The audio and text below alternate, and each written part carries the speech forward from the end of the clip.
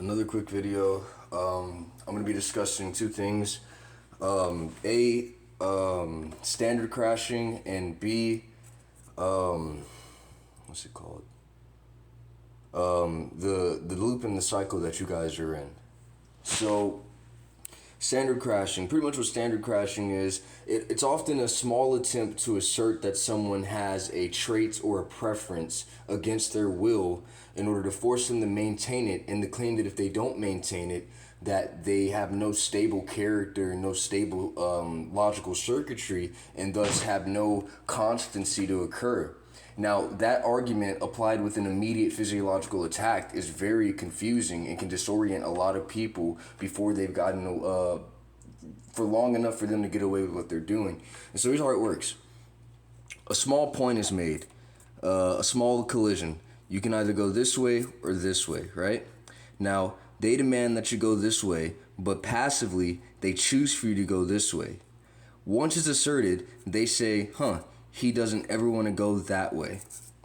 Now, at the next collision, you've got this way to go or that way to go.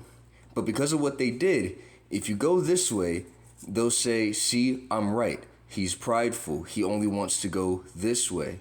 And what that does is, even if you actually have to go that way because of actual circumstances that you're responding to outside of this person's character attack, they're still going to add their logic on top of it and attempt to reamp that as much as they can to solidify it, even if it isn't true, just to prevent people from being able to discuss it out of reality before they move on it. And so remember that at this point, this could be a real thing happening, and here there are real circumstances that you have to think about. But because of what they did, they're forcing you to think more about their opinion than what you're actually dealing with in front of you. If you go this way, then what they say is, hold on, he doesn't like going that way. This guy doesn't have a solid personality. He doesn't have a solid interaction with life. And therefore, nothing he does can actually happen. Now, once they make this argument, once they pretend this is how they're thinking, they start using physiological aggression, sexual assertion, and what that does is, for people who can't explain what's going on here, especially in the time frame that you have to explain it, which is what makes it difficult. They do a lot of planning here, and then they act really fast and say, nope, you got to explain it fast. I don't know what's going on. You got to explain it to me, what's happening. And so these people will purposely rely on the fact that nobody can say what's happening, even if we all know what they're doing is wrong, and get a sense that it's not supposed to be acted on or occurred.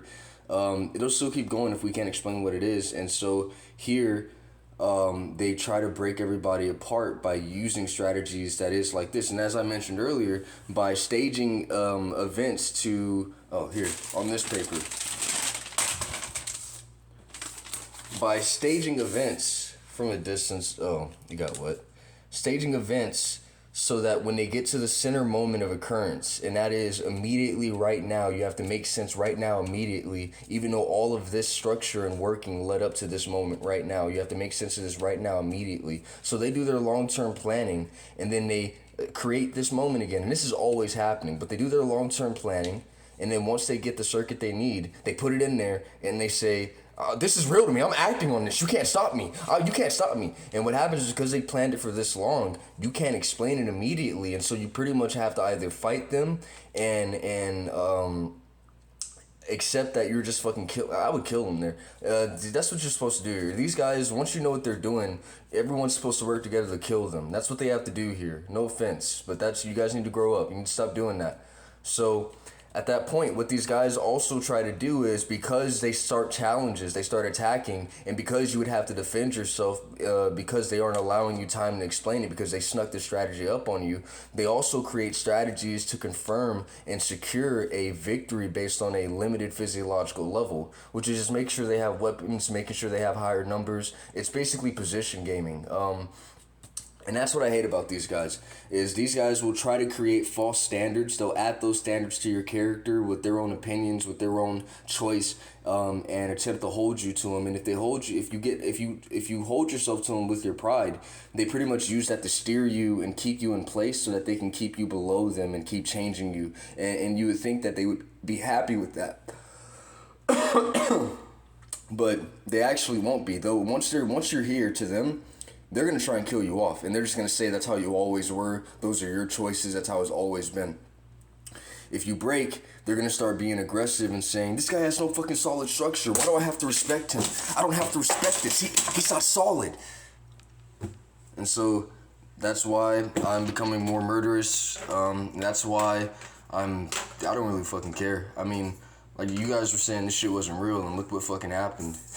I mean, we're getting there. And if you physically attack me here, I mean, that shit ends it. You know what I'm saying? So, fuck off.